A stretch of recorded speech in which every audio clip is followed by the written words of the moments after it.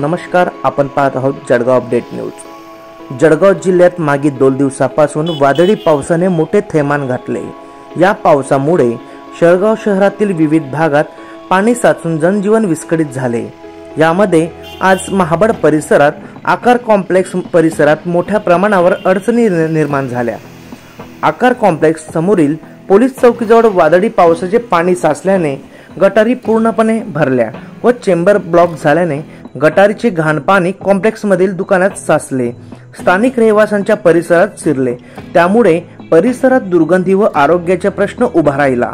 या परिस्थितीची दखल घेत सकाळी 11 वाजेपासून सायंकाळी 8 वाजेपर्यंत महापालिकेच्या पथकाने व अग्निशमन दलाच्या 2 बंबाच्या सहाय्याने चेंबर मोकळे करण्याचे काम सुरू केले।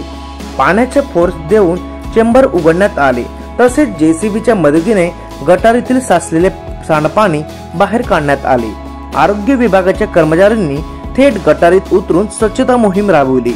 या कामासाठी भाजप नगरसेवक जितेंद्र मराठे, अधिकारी किरंगे, कुणाल बारसे, शहर अभियंता मनीष अमृतकर, भांडारकर साहेब, पुराणिक, कांबळे, साळुंखे साहेब तसेच पाणीपुरवठा अधिकारी, आरोग्य अधिकारी व महापालिका अधिकारी वर्ग यांनी संयुक्तपणे परिस्थितीचा आढावा घेतला व आवश्यक उपाययोजना केल्या।